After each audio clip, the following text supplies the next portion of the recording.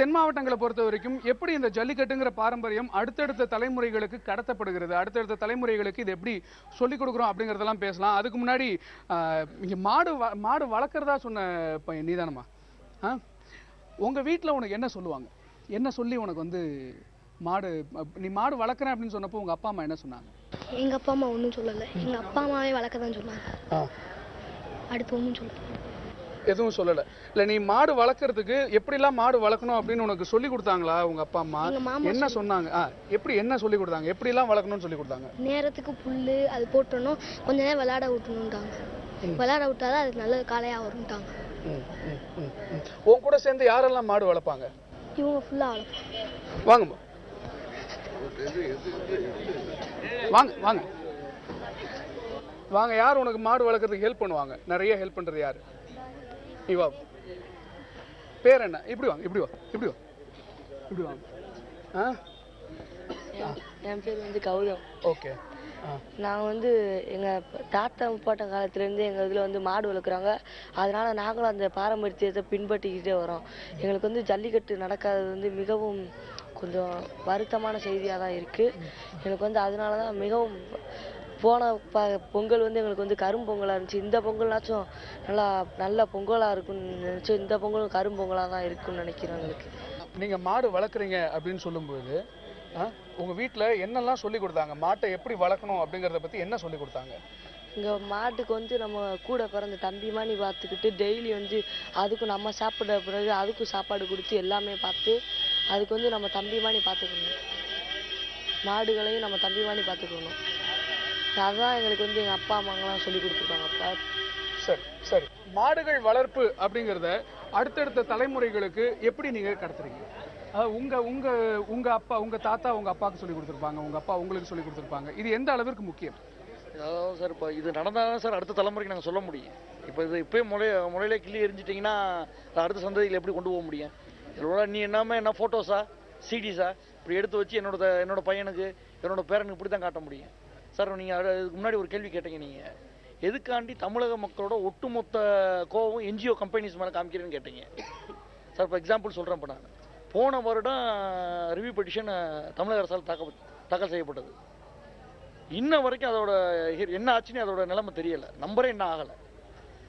ஒரு மத்தியில் ஆள்ற அரசு என்ன வேணாலும் செய்யக்கூடாது, அவங்க சட்ட திருத்தம் எல்லாமே ஏற்ற முடியும். அந்த அரசு ஆனால் வெளியிடுது நீங்கள் ஜல்லிக்கட்டு தமிழகத்தை நடத்தலாம்னு சொல்லி எல்லா ஸ்டேட்லையும் நடத்த சொல்லி சொல்லுது. ஆந்திரா, கர்நாடகா எல்லாம் மாட்டு வண்டி ரேஸ் எல்லாமே நடத்த சொல்லி சொல்லுது. இதை எதிர்த்து 3 நாளைக்கு முன்னாடி அவங்க பெட்டிஷன் போடுறாங்க. முந்தா நேற்று நம்பர் ஆகுது, நேற்று தீர்ப்பு வருது. இது அவங்கனால மட்டும் எப்படி முடியுது? அப்ப இதுக்கு பின்னாடி வந்து மிகப்பெரிய சக்தி பணத்தை வச்சு கொடுத்து ஏங்கிக்கிட்டு இருக்கு. இந்த பணம் கொடுக்கறதெல்லாம் யாரு? என்ஜிஓஸ், இந்த பீட்டான்ற அமைப்பு தான் சார். இப்போ நான் என்னால் வந்து ஒரு ட்ரிப் போய் நான் பெட்டிஷன் போட முடியும் சுப்ரீம் கோர்ட்டில். ஒரு லாயருக்கு 1 ஹவருக்கு 6 லட்சம் 7 லட்சம் என்னால் கட்ட முடியும். ஒரு சாதாரண விவசாயி எப்படி கட்ட முடியும்? அப்போ இது வந்து ஒரு பின்னாடி உள்ள சாதாரண மக்களோட பிரச்சனையாக மட்டும்தான் பார்க்குறாங்களே தவிர்த்து வேலை செய்ய அனைத்துமே வந்து மிகப்பெரிய என்ஜிஓ கம்பெனிஸ் மட்டும்தான் வேலை செய்கிறாங்க. அப்போ ஒரு சட்ட அமைச்சங்க இது எல்லாமே வந்து அவங்களுக்கு மட்டும்தான் வேலை செய்யுது. பாமர மக்கள், தமிழ்நாட்டு மக்களுக்கு இது யாருமே வேலை செய்யலை. என்ஜிஓ கம்பெனிஸ் தான் இதுக்கு முழுவதும் பண உதவி எல்லாம் பண்ணிக்கிட்டு இருக்கு. இன்னைக்கு உள்ள நம்ம லாயர்ஸ் எல்லாருமே அவங்கள்ட்ட தான் எல்லாமே சம்பளம் வாங்கிட்டு எல்லாம் வேலை பார்த்துக்கிட்டு தமிழக மக்களுக்காண்டி யாருமே எதுவுமே செய்யலை. மத்திய அரசு ஆணையவே எதிர்த்து அவங்க போராட்டி செய்ய முடியுதுன்னா அப்போ மிகப்பெரிய பணம் இதில் புழங்கிட்டு இருக்கு. இதான் என்ஜிஓஸை பற்றி நான் சொல்ல வேண்டிய விரும்புகிறேன். சரி, அவர் பதிவு செஞ்ச ஒரு விஷயம், உங்களுக்கு முன்னாடி பதிவு செஞ்ச ஒரு விஷயம் என்ன அப்படின்னு சொன்னா, காளைகள் வளர்ப்பவர்கள் ஏமாற்றப்படுகிறார்கள், விந்தணுக்கள் திருடப்படுகின்றன அப்படிங்கிறத சொன்னீங்க. எப்படி அது காளைகளை வளர்ப்பவர்கள் எந்தெந்த விதங்கள் எல்லாம் ஏமாற்றப்படுகிறார்கள் அப்படின்னு நினைக்கிறீங்க சார்? காளைகள் வளர்ப்பவர்கள் வந்து கடந்த 2008 மிகப்பெரிய போராட்டங்களோ வரிசையாக நடக்குமா நடக்காதா, இடைக்கால தடை அப்படின்றலாம் நடந்து அதுக்கப்புறம் வரிசையாக வந்து 2015 தடையாகி போய் போன வட்டம்லாம் நடக்கலை. அப்போ இவ்வளோ தூரம் வந்து இந்த மீடியா மற்ற அரசியல் அமைப்புகளோ மற்ற யாருமே முன்னிறுத்தலை. அதனால் காளை வளர்ப்பு வந்து ரொம்ப பாதித்து அமைதியாகவே இருந்துட்டாங்க.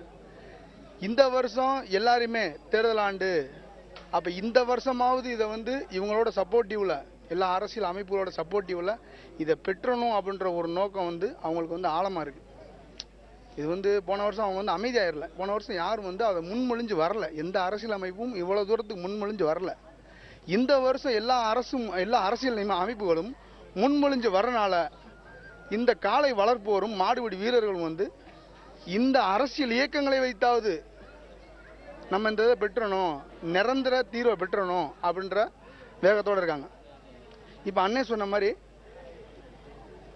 7ஆம் தேதி வந்து தடையை நீக்கி அரசாணை பிறப்பிக்கப்படுது.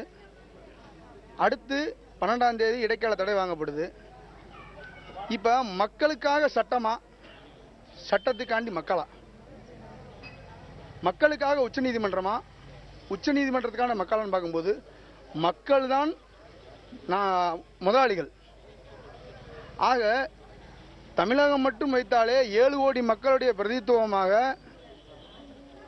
முதல்வர் வந்து கடிதம் எழுதி அவசர சட்டம் ஏற்ற வேண்டும் என்று சொல்கிறார். அந்த மத்திய அரசு இப்படியெல்லாம் தடை வரும் என்று அவங்களுக்கு தெரியும்.